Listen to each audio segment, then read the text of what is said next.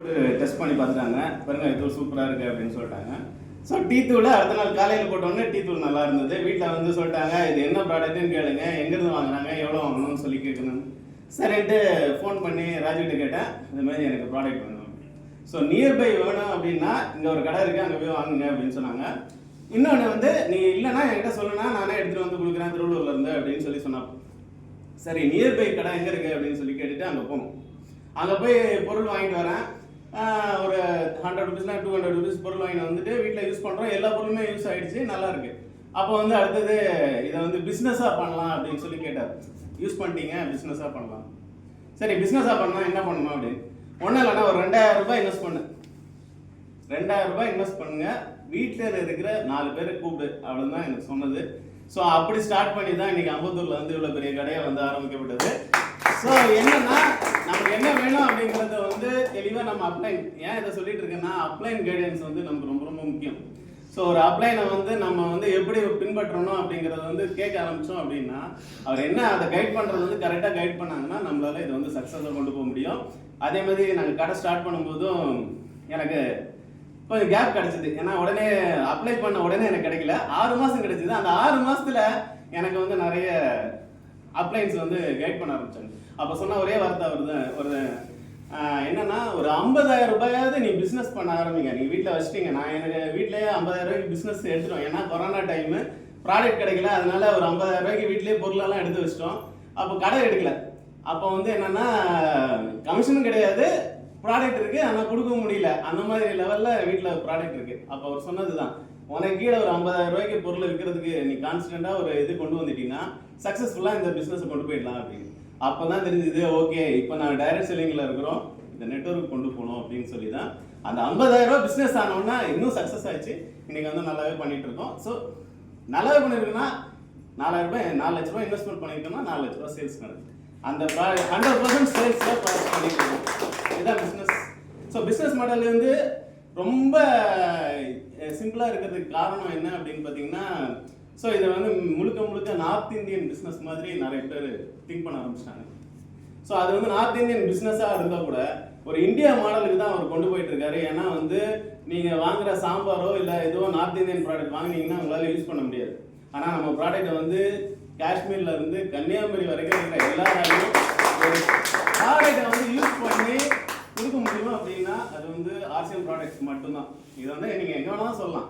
So அதுதான் நம்மளுடைய ஆர்சிஎம்மோட தனி சிறப்பு. ரெண்டாவது வந்து எந்த பிராண்டுமே உங்களுக்கு 30 நாள் வந்து ரிட்டர்ன் பாலிசி கொடுக்கவே மாட்டான். நீங்கள் என்ன தான் எடுத்துகிட்டு போங்க, எவ்வளோ பெரிய கம்பெனியாக இருந்தாலும் எடுத்துகிட்டு போங்க, ரிட்டர்ன் பாலிசி இருக்கான்னு கூட தெரியாது நமக்கு. ஆனால் ஆர்சிஎம் வந்து 30 நாளுக்கான ரிட்டர்ன் பாலிசி கொடுக்குறாங்க. நீங்கள் ப்ராடக்ட் சரியில்லை, இந்த ப்ராடக்ட்டில் வந்து உடஞ்சிருந்தது அப்படின்னு சொன்னீங்கன்னா ப்ராடக்ட் வந்து தைரியமாக கொண்டு போய் ரிட்டர்ன் பண்ணலாம். இது வந்து கம்பெனியோட ஃபஸ்ட்டு பாலிசி. மற்ற பிராண்டில் ரிட்டர்னே கிடையாது. அதுதான் சொல்கிறேன், 30 நாளில் வந்து அதோட வரவே மாட்டான், நல்ல பக்கமாக வர மாட்டான். ஸோ ஏன்னா அந்த கான்ஃபிடென்ட் கொடுக்குறாங்க. ஏன்னா ப்ராடக்ட்டில் வந்து 100% உங்களுக்கு வந்து தரமான ப்ராடக்டை கொடுக்கணும் அப்படிங்கிறது வந்து ஆர்சிஎம் வந்து பண்ணிட்டு இருக்காங்க. இதுதான் வந்து ஆர்சிஎம்மோட பேக்ரவுண்ட். ஸோ மூணாவது பார்த்தீங்கன்னா இது வந்து அவைலபிலிட்டி கொண்டு போனோம். ஏன் வந்து மறுபடியும் மேடம் சொன்னாங்க பியூசியாக இருந்தது, பியூசியில் இருந்து அடுத்தது ஒண்டர்வேல்டு கிக்கப் மாறிச்சு, ஒண்டர்வேல்டுலேருந்து ஒண்டர்வேல்டு கொண்டு போனாங்க. இப்போ ஒண்டர்வேல்டு வந்து ஒண்டர்வேல்டு பிரைம் அப்படின்னு கொண்டு போகிறாங்க. அப்படின்னு பார்த்தீங்கன்னா ஒரு தரமான பொருளை நான் தயாரித்து வச்சுட்டேன், ஆனால் என்னால் வந்து கொண்டு போய் சேர்க்க முடியல அப்படின்னா அந்த பொருள் வந்து மறுபடியும் அதே வேஸ்ட்டு தான். ஸோ நீங்கள் சொன்ன மாதிரி எக்ஸ்பிரி ஆகி என்கிட்ட குடோன்லேயே இருக்குது அப்படின்னா நான் என்ன பண்ண முடியும்? இன்றைக்கி நீங்கள் இதே வேறு கம்பெனியாக இருந்தேன்னா அந்த எக்ஸ்பிரி ப்ராடக்ட்டில் மார்க் பண்ணி அழிச்சுட்டு திருப்பி வேற பேர் போட்டு கொடுக்கறதுக்கு இருக்குது. எனக்கு தெரிஞ்ச நிறைய கம்பெனிஸ் வந்து இதை ஒரு வேலையாகவே பண்ணிட்டு இருக்காங்க. நீங்கள் இந்த தோரம்பருப்பெல்லாம் சொல்கிறீங்க இல்லையா, எக்ஸ்பிரி 6 மாதம். ஏன்னா கவர்மெண்ட் வந்து ரா ப்ராடக்ட்டுக்கு வந்து இவ்வளோ தான் ஸ்டாண்டர்ட்னு சொல்லிட்டாங்க. 6 to 9 months தான் அவங்களால கொடுக்க முடியும். ஸோ அப்படி கொடுக்கும்போது அவங்களால பண்ண முடியல அப்படின்னா அதை ரிட்டர்ன் எடுத்து அதை பிரித்து மறுபடியும் ரீபேக் பண்ணுறதுக்கு ஒரு ப்ராசஸ் போயிட்டு இருக்கு. பட்டாகிராமில் பண்ணிட்டு இருக்காங்க. இது வந்து பெரிய லெவலில் இதை பண்ணிட்டு இருக்காங்க. ஸோ அப்போ வந்து ஒரு தரமான பொருள் கிடைக்குமா அப்படின்னு கேட்டிங்கன்னா கிடைக்காது. எக்ஸ்பிரி ப்ராடக்ட் தான் திருப்பி ரீபேக் பண்ணி உங்களுக்கு கொடுக்க போகிறாங்க. ஆனால் ஆர்சிஎம் அப்படி கிடையாது. உங்களுக்கு பேக்கிங்கே பக்கா பேக்கிங். இந்த மாதிரி ஒரு பேக்கிங்கில் வந்து நீங்கள் பார்க்க. நான் ஃபஸ்ட்டு ஸ்டார்ட் பண்ணும்போது கொஞ்சம் பேக்கிங்கில் டிஃப்ரென்ஸ் இருந்தது. அதுக்கப்புறம் அவங்க மாற இன்னைக்கு பார்த்தீங்கன்னா பேக்கிங்கில் வந்து எக்ஸலண்ட் பேக்கிங். நீங்கள் ஒரு கிளியர் கூட பண்ண முடியாது, அந்த மாதிரியான பேக்கிங்கில் வந்து ஆர்சிஎம் கொடுத்துட்டு இருக்காங்க. ஏன் இவ்வளோ நான் ஸ்ட்ராங்காக சொல்லிட்டு இருக்கேன்னா திருப்பி நிறைய பேர் வந்து இதுல வந்து ஐயோ இதுவா அப்படின்ற லெவலுக்கு எல்லாம் பேசுற அளவுக்குலாம் இருக்குது ஆர்சிஎம். பட் அப்படி கிடையாது. ஐயோ ஆர்சிஎம்மா அப்படிங்கிற அளவுக்கு வரணும் அப்படிங்கிறது.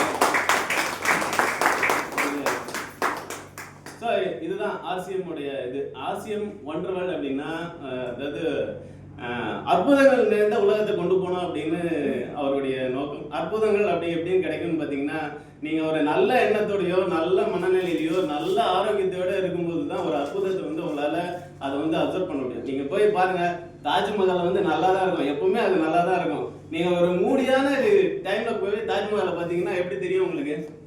ஸோ ஒரு இதே தெரியாது. அது என்ன என்ன ரீசனுக்காக பண்ணாங்களோ அதுக்கான இது கிடைக்காது. இதே நீங்கள் வந்து ரொமான்டிக்காவோ இல்லை லவ் மூட்லையோ இல்லை நீங்கள் நல்ல குட் ஃபீலிங்கில் இருக்கீங்க அப்படின்னு போய் தாஜ்மஹால் போய் பாருங்கள், வீசா சார் மாதிரி